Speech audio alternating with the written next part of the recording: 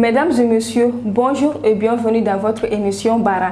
Bara est une émission dont nous invitons les jeunes entrepreneurs à venir s'exprimer sur un thème en rapport avec l'entrepreneuriat au Mali.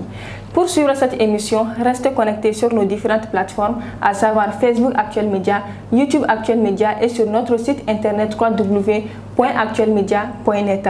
Notre thème d'aujourd'hui porte sur l'insertion de l'entrepreneuriat dans les milieux universitaires.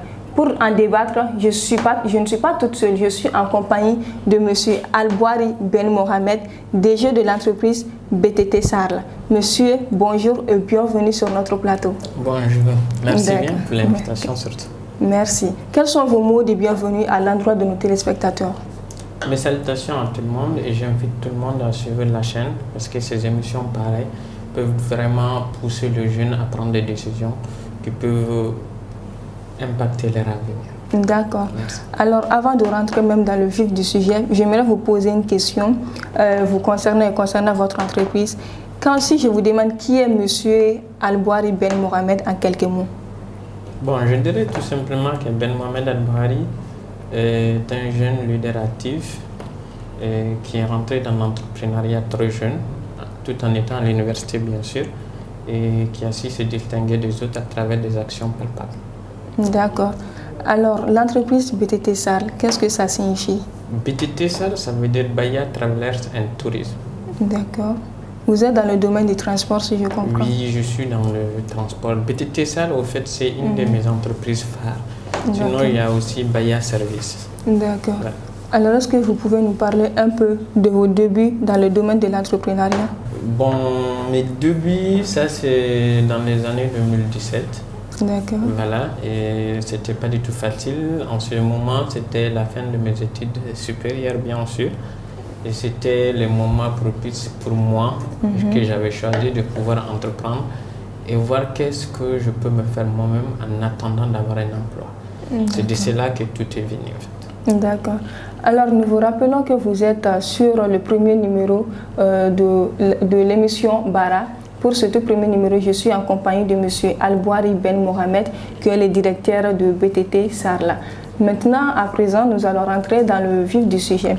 Alors, notre thème d'aujourd'hui porte bien sûr sur l'entrepreneuriat dans les milieux universitaires.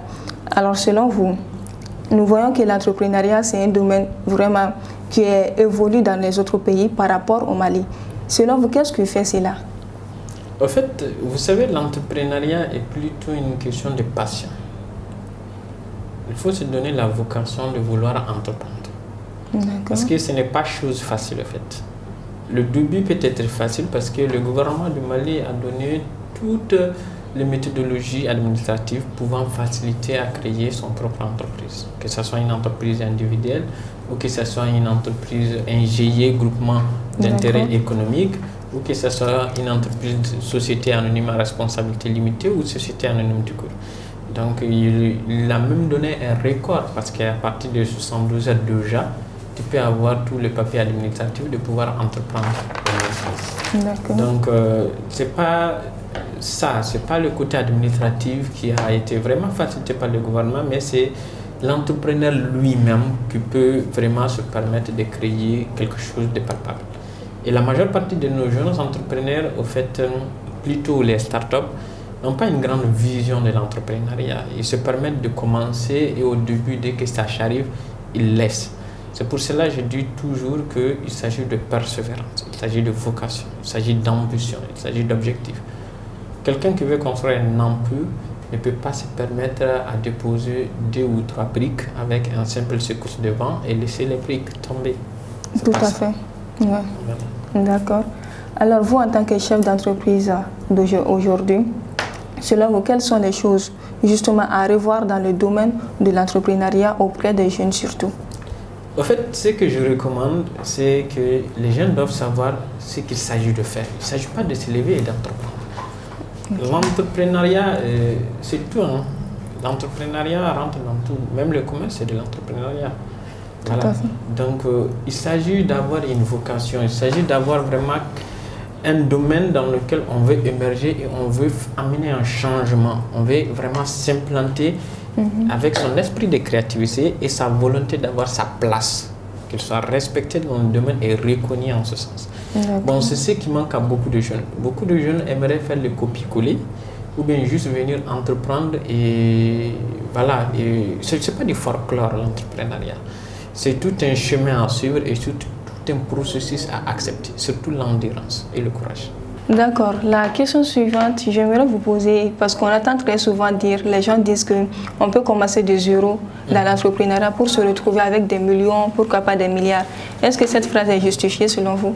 Bien sûr, la phrase elle est justifiée. En fait, vous savez, beaucoup s'attendent à avoir du financement pour pouvoir entreprendre. Tout à fait. Mais la majeure partie de ceux qui ont réussi, si tu pars voir, ils n'ont pas eu de financement. Donc, d'autres aussi exagèrent sur le concept partir de zéro. Partir de zéro, ça ne veut pas dire le néant en fait. C'est partir de quelque chose. Tout à fait. Vous comprenez un peu. Donc, tu peux partir de 50 000, 10 000 ou c'est quelque chose, c'est pas zéro quand même. D'accord. Voilà, mais c'est à travers ce que tu arrives à avoir plus tard que c'est avec lequel tu as commencé peut-être considéré comme zéro. Vous comprenez un peu? Voilà. Donc, il faut accepter d'aimer ce qu'on fait. C'est-à-dire tout ce qu'on fait dans l'entrepreneuriat doit être primé par la passion.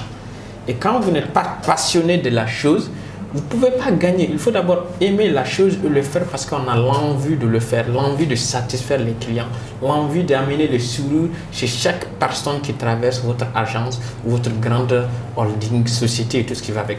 Mais à chaque fois que vous êtes passionné, c'est cette passion qui va amener la rentabilité financière qui vous permettra au fait de vouloir investir ailleurs, de vouloir être grand. Donc il faut commencer petit, comme on l'a si bien dit, pour finir grand. Grand, tout à fait. Alors, la question suivante, j'aimerais vous demander peut-être votre point de vue même concernant l'insertion de l'entrepreneuriat dans nos universités. Est-ce que vous pensez que voilà, l'entrepreneuriat, ça doit être une filière à part qu'on doit enseigner dans nos universités ou bien pourquoi pas dans presque toutes les filières, un module qui doit être enseigné? Voilà. Oui, qu'est-ce que vous pensez de ça? Bien sûr, l'entrepreneuriat peut être un module ou une filière et quel que soit le concept qu'on arrive à donner à ça pour l'insérer, mais je ne dirais pas à l'université, mais plutôt dès le lycée. Parce que l'entrepreneuriat ne finit jamais de s'apprendre. Par exemple, mes expériences à moi peut être différentes de celui de Kepé, le promoteur d'Actuel Média. Ça, c'est de un. De deux, aussi, l'entrepreneuriat n'est jamais 100% sur les faits, sur la théorie, au fait. La pratique, c'est tout autre chose. Donc, les théories te permettront d'endosser, d'avoir un point de départ. Les théories te permettront d'avoir vraiment une connaissance sur vraiment le domaine dans lequel tu comptes te lancer. Te permet de te préparer au préalable. Vous comprenez un peu? Mais chaque fois que tu rentres dans l'entrepreneuriat, il faut t'attendre à endosser des choses. Il faut t'attendre à encaisser des choses. Il faut t'attendre vraiment à avoir des coups bas tout en ayant du succès. Vous comprenez un peu? Donc, il faut aussi tout ce que je redis souvent, la persévérance. Et surtout la volonté d'atteindre son objectif. D'accord. Voilà. Alors, selon vous, est-ce qu'on peut devenir entrepreneur sans passer par une formation de base? Il y a des grands entrepreneurs qui n'ont même pas étudié. Ce n'est pas forcé. Mais si on arrive à le faire, c'est une très bonne chose. Parce que ça te permettrait de te différencier de certaines et ça te permettrait d'éviter certaines erreurs. Vous comprenez un peu. Mais ce n'est pas obligatoirement nécessaire. Ce n'est pas obligatoirement nécessaire. Parce qu'il y a des grands entrepreneurs qui sont illettrés même. Mais ils ont gagné de l'argent à travers les expériences qu'ils arrivent à gagner. Parce que l'entrepreneuriat, ce qui compte le plus, c'est la pratique au fait. Parce que plus tu le fais, plus tu comprends certaines choses, plus ça te permet au fait de gagner de l'expérience dans le domaine. Et plus tu gagnes de l'expérience, plus tu arrives à faire évoluer ton business. D'accord. Alors prenons l'exemple sur vous. Est-ce que vous, en tant que jeune entrepreneur aujourd'hui, vous avez commencé sur l'État ou bien c'était comment? Vous avez suivi une formation? Moi, je n'ai jamais eu de financement de l'État, ni d'aucune autre structure en fait. Et je n'ai jamais pris de prêt. Voilà. Donc, au fait, moi, j'ai eu la chance parce que j'ai fait la faculté de sciences économiques et de gestion. Donc, j'ai étudié beaucoup par rapport aux bases financières, par rapport au marketing et par rapport à tout ce qui va avec l'économie. Vous comprenez? Ça là m'a beaucoup aidé. C'est pour cela que je vous ai dit étudier est une très bonne chose. Ça te permettrait d'éviter et de savoir à quoi s'attendre. Vous comprenez? Voilà. Donc, c'est en ce sens que je dirais tout simplement que s'il faut entreprendre, il faut avoir la vocation de vouloir créer de l'emploi, en fait, de vouloir aider les autres. Voilà. D'accord, merci beaucoup, monsieur. Alors, nous vous rappelons que nous sommes sur l'émission Bara. Notre thème d'aujourd'hui porte sur l'entrepreneuriat dans les milieux universitaires. Alors, monsieur, quelle est la solution que vous préconisez aujourd'hui pour mettre fin à tout ça? Bon, en fait, la solution que je peux proposer à la jeunesse, c'est qu'il faut accepter de prendre les décisions. C'est pas parce que lui, il a entrepris, c'est une bonne chose que tout le monde peut se permettre d'être entrepreneur. Tout à fait. Il ne faut pas aussi vouloir juste le faire pour montrer à X ou à Y personne. Il faut le faire parce que tu le veux, tu l'as voulu et tu es prêt à endosser tout ce qui va avec pour faire face aux situations de ton entreprise. Parce que l'entreprise, l'administration de l'entreprise va avec la manière dont le promoteur a une vision pour cette entreprise-là et la vocation qu'il a pour le développement, la croissance de son entreprise. Donc, il faut aimer ce qu'on veut et choisir un secteur dans lequel on a un peu d'expérience et se donner tous les moyens pour pouvoir atteindre à ces objectifs. Tout à fait. Surtout se donner les moyens pour pouvoir atteindre les objectifs, c'est la base. Et les moyens ne sont pas seulement financiers. Financières, d'accord. Les moyens ne sont pas forcément financiers. Ce n'est pas forcément l'argent qui compte dans l'entrepreneuriat. Alors, c'est quoi alors? Ce qui compte, comme je te l'ai dit, c'est la vocation, c'est la volonté, c'est la persévérance. Parce que plus tu endosses, mais même s'il y a la vocation, voilà, il y a l'endurance, mais s'il n'y a pas les moyens, est-ce que ça peut se faire? Bien sûr, parce que quand il y a la vocation, il y a la manière de vouloir atteindre, la manière de vouloir avoir ces moyens-là. Vous savez, il y a un système qui est là. Quand il y a un objectif, il y a plusieurs manières de les atteindre. D'accord. Moi, par exemple, pour créer ma boîte, j'ai dû travailler pendant 3 ans dans une autre société. Et chaque fois que je travaille, je parle. Et chaque fois que je viens dans la société, on me dit, bon, toi, tu te considères comme un blanc ou tu te considères comme supérieur à nous, qu'est-ce que ça veut dire? Je dis non, je ne suis pas comme ça, je suis venu pour quelque chose, je suis en train de faire la chose et je travaille avec vous et c'est tout. Vous comprenez? Et des fois, il me dit, mais toi, tu ne gaspilles pas comme nous gaspillons, toi, tu es trop avare ou tu économises ou tu es comme ça. Je dis, mais moi, j'ai étudié le premier. Mais le jour où j'avais commencé à entreprendre, j'ai amené mon boss là-bas dans ma première agence d'événementiel. Il m'a dit, mais comment tu as eu tout ça? Alors que tout ce que j'ai eu, c'était grâce à lui, en quelque sorte. Ah oui. Vous comprenez un peu? Donc, il y a les jeunes aujourd'hui qui ne veulent pas, il y a certains jeunes, pas tout le monde, voilà, qui ne veulent pas travailler pour épargner. Ils veulent commencer l'entrepreneuriat comme ça. D'accord. Par exemple, moi, j'ai travaillé dans ma boîte et j'ai travaillé dans la grande boîte de quelqu'un d'autre. Ok. Tout en payant les choses.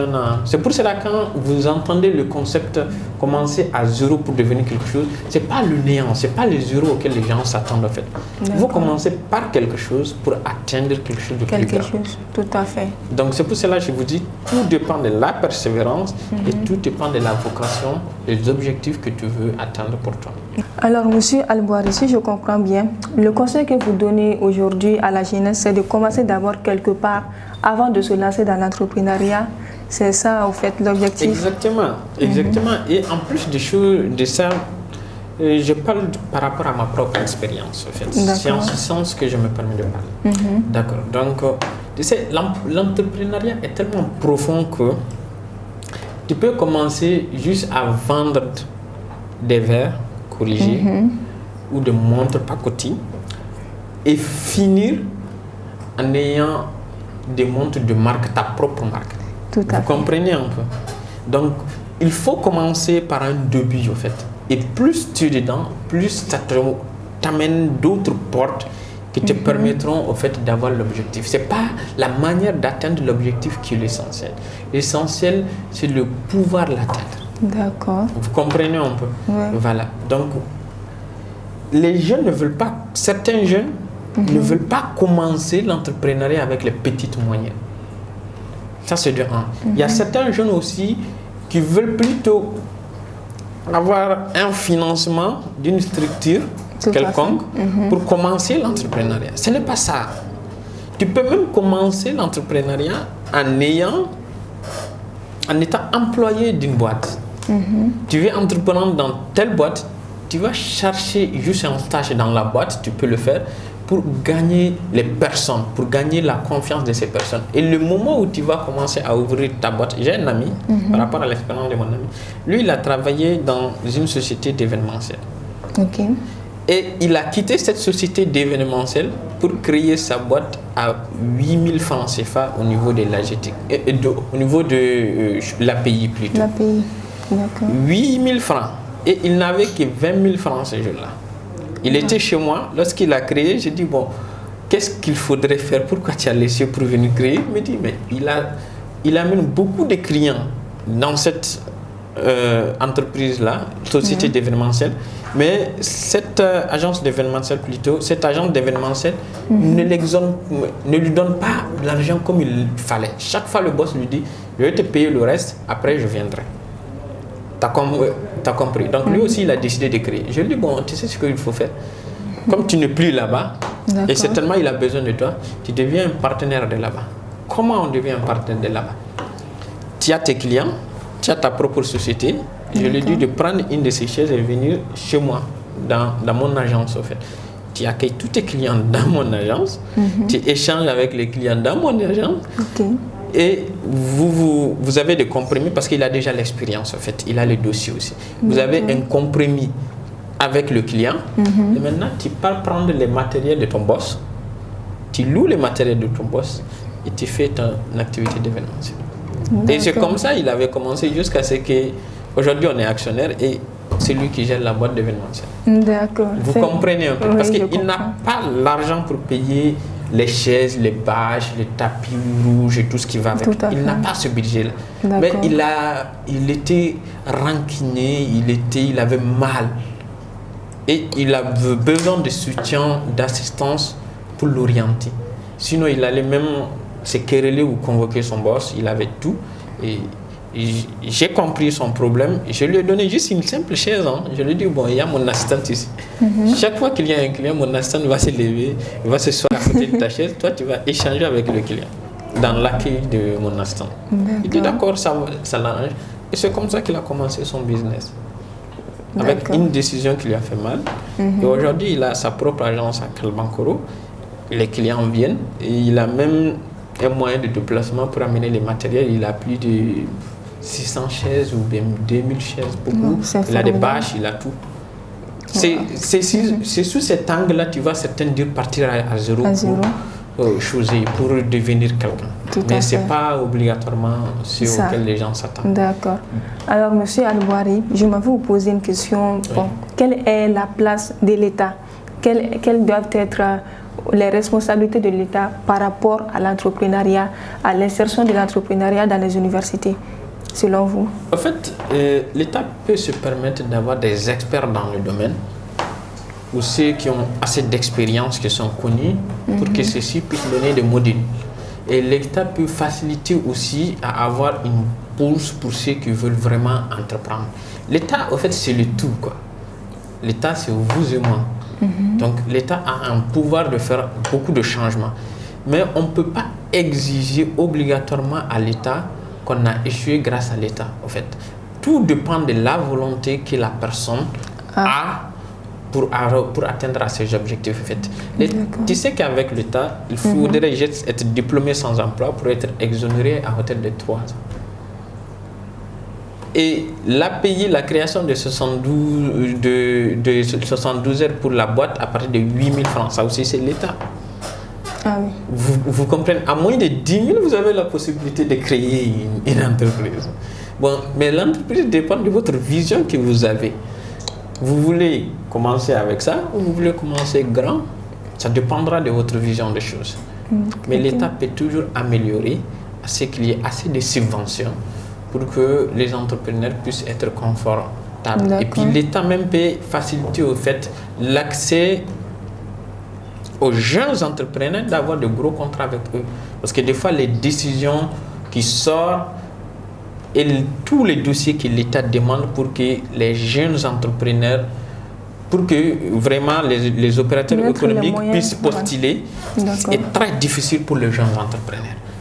Des fois même, ils demandent un certain nombre d'expériences, d'expertise dans le domaine qui est difficile à avoir pour un jeune. Vous comprenez? Voilà. Donc, avec certains niveaux de fourchettes avec les cahiers des charges qui sont difficiles à avoir pour les jeunes qui n'ont que 2 ans, 3 ans ou 4 ans d'expérience dans le domaine. Donc, il peut revoir beaucoup de situations par rapport à l'amélioration. Mais le plus grand des décisions vient du jeune lui-même. D'accord, de l'individu, mais ma question. Voilà. Une fois n'est pas coutume, nous vous rappelons que nous étions en compagnie de M. Albouari Ben Mohamed, DG de l'entreprise BTT Sarla. Alors avec lui, nous avons eu à parler de l'insertion des jeunes de l'entrepreneuriat dans les universités. Avant de donner le mot de fin, voilà, ou soit les derniers mots que notre invité a nous proposé. Alors, Monsieur Albouari, quels sont vos derniers mots, ou soit les derniers conseils que vous avez à l'endroit des jeunes qui aimeraient entreprendre, mais qui hésitent, quoi? En fait, ce que je peux dire aux jeunes qui veulent entreprendre, c'est que, en fait, la décision de vouloir entreprendre est une première étape. Et c'est cette étape que beaucoup évitent. Mais après avoir pris cette décision-là, il faut avoir la deuxième étape, d'être patient et d'être surtout vraiment très courageux, très motivé.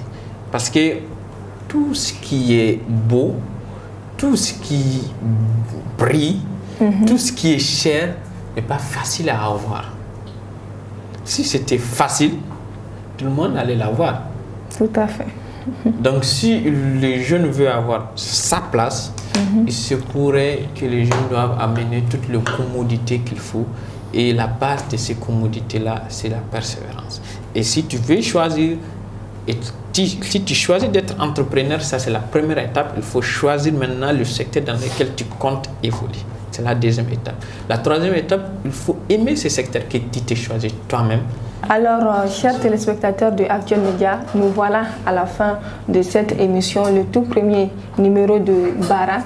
Aujourd'hui, j'étais en compagnie de M. Albouari Ben Mohamed, DG de l'entreprise BTT Sarla. Avec lui, nous avons eu justement à parler de l'insertion de l'entrepreneuriat dans les universités. Alors, nous vous donnons rendez-vous pour un prochain numéro de l'émission Bara. À très bientôt et restez connectés sur nos différentes plateformes, à savoir Facebook Actuel Média, YouTube Actuel Média et sur notre site internet www.actuelmedia.net. À la prochaine.